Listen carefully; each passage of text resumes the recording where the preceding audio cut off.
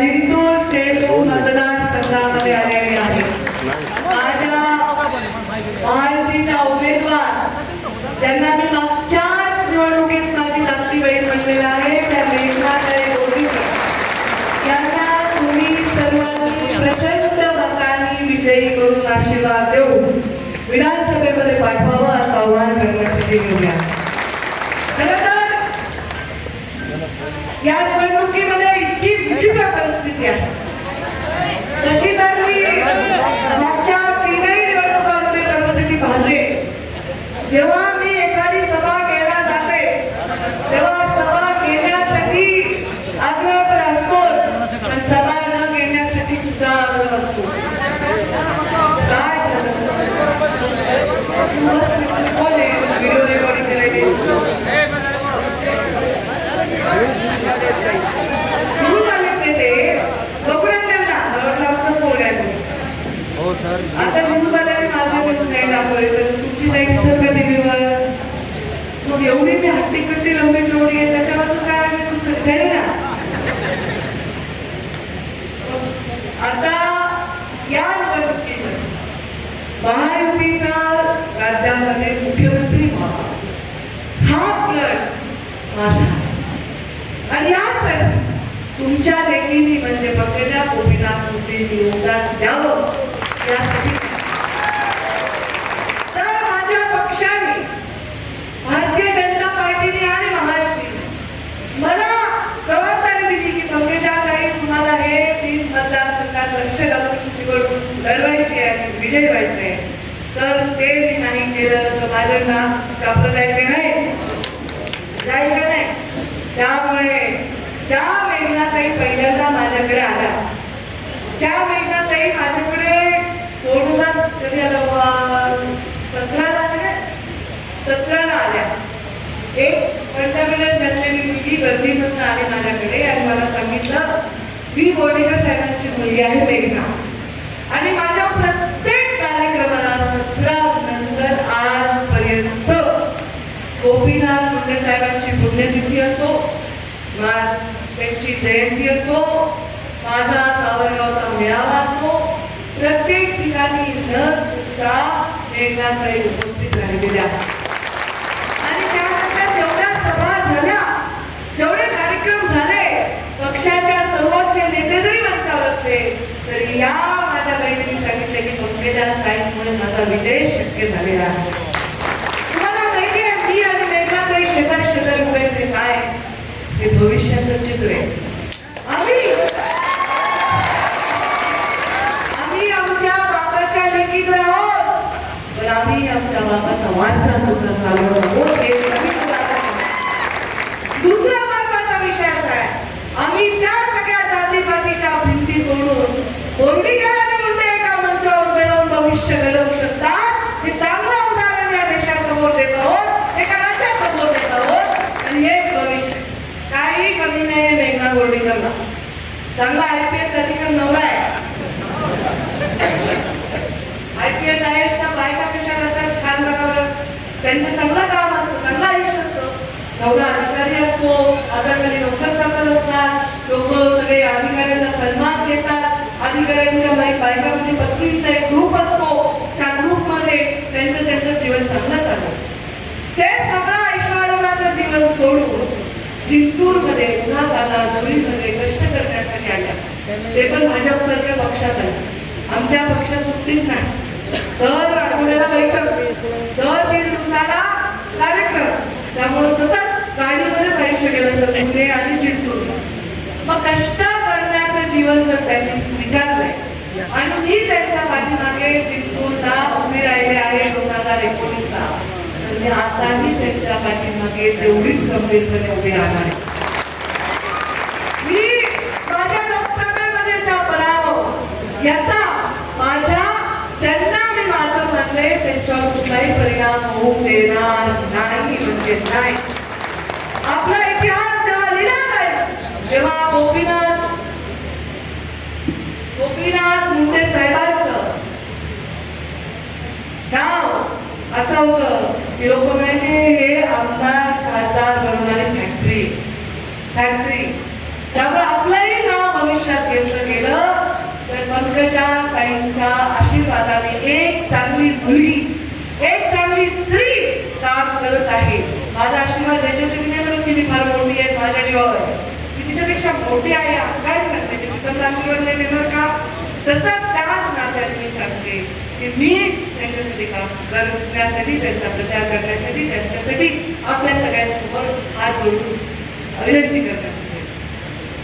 बरं का मतदान द्यायचं, का द्यायचं सांगा बरं. या लाडक्या बहिणी सांगतील, ते टोपीवाले, पावकोटेवाले, शेतकरी माणसं माझे वडील आणि मंडळीचं बसलेच आहेत. नुसता निघायला घोषणा देण्याचे माझे युवा बांधव पंकजाताई नाथ फुलवते, बीजेपीच्या कमळावर नाचते, नुसतं डॉलर चूप बसले. उभा टकमक टकमक जसं कासव असतं ना, ते डोळ्याने बघत बघत आपल्या लेकराला पोषण देतं. मला वाटतं या राज्यातल्या महिला त्या डोळ्यांनीच मला पोषण देतात आणि आशीर्वाद बघायला खुश आहेत त्या. कारण यावेळेस 9वी झाली आहे.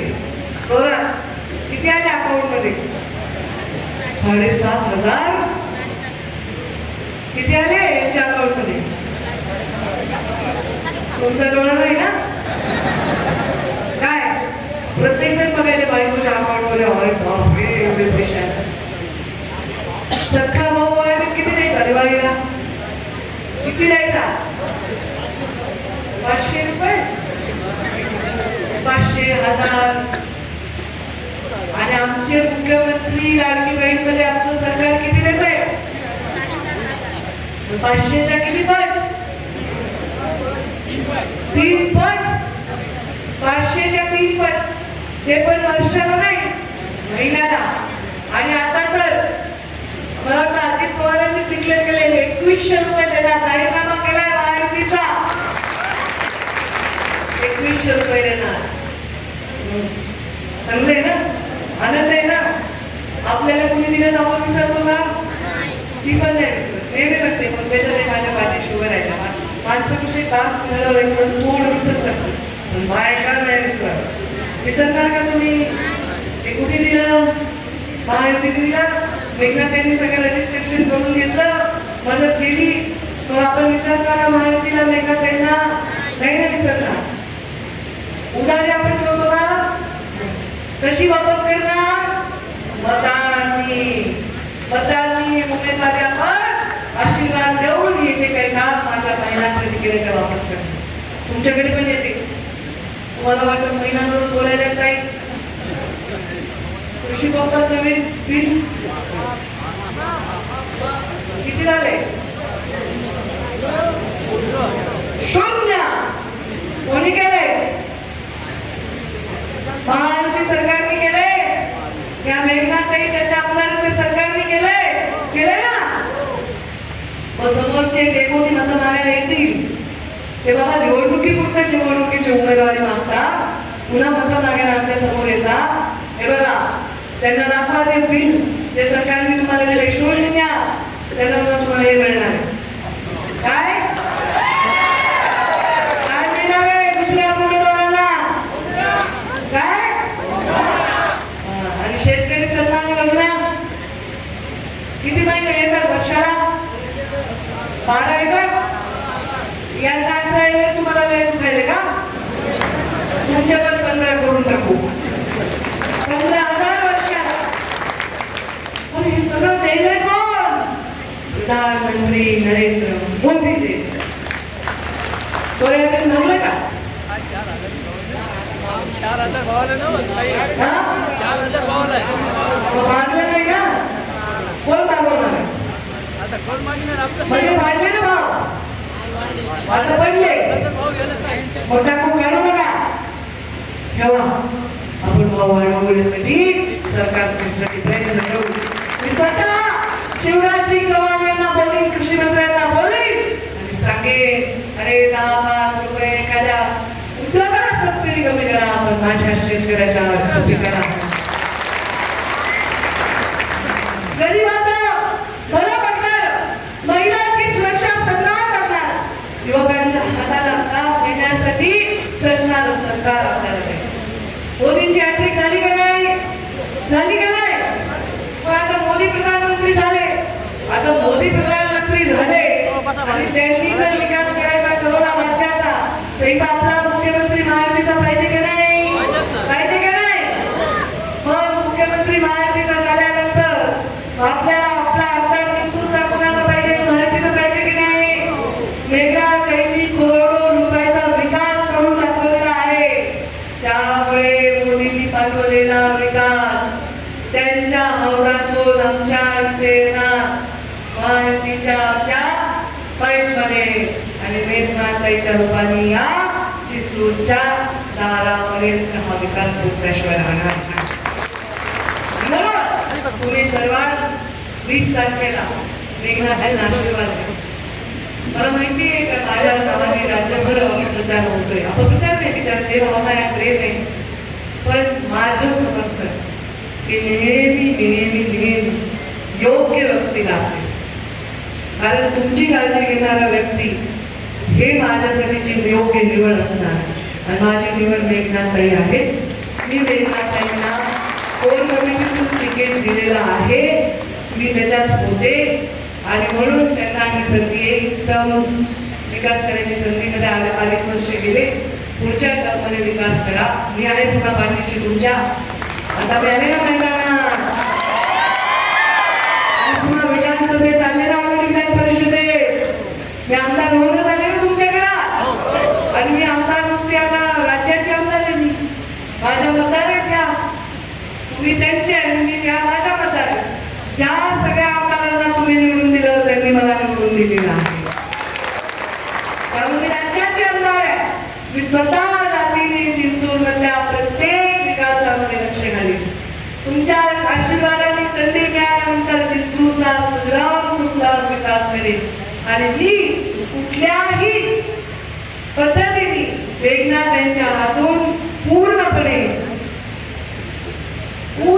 तुम्हाला न्याय देण्यासाठी सदैव प्रयत्न करेन. मी त्यांना सांगितलं त्या लोकांना सांभाळा. 10-5% राजकारणामध्ये लोक नाराज होतात, पण जी पब्लिक आहे ती वेगळी आहे. तिला काही नाही पाहिजे, तिला काही म्हणणं नाही पाहिजे, तिला पत्र नाही पाहिजे, तिला काहीच वाटत. ती फक्त बघते इशाऱ्याकडे. कारण त्याची नाराजी असू शकते. जिल्हा परिषदला कोणाला लढायचे, कोणाला पंचायत समितीला, कोणाला ग्रामपंचायत. पण जनता मात्र खूप हुशार आणि सुज्ञ आणि जनता तुम्ही त्यांच्या पाठीशी उभी करा. आताच माझी नगराध्यक्ष प्रतापराव देशमुख यांनी जाहीर प्रवेश आपल्याबरोबर केलेला आहे. त्यांचं मनापासून अभिनंदन करते आणि स्वागत करते. 20 तारखेला मेघना बोर्डीकरला मी नागपूरला जाणार आहे, तेव्हा मी अधिवेशनाला मेघनाताई पण तिथे आला पाहिजे माझ्याबरोबर. एवढंच आपल्या सर्वांना मी विनंती करते आणि माझ्या वाटण्याला धन्यवाद. जय हिंद, जय महाराष्ट्र.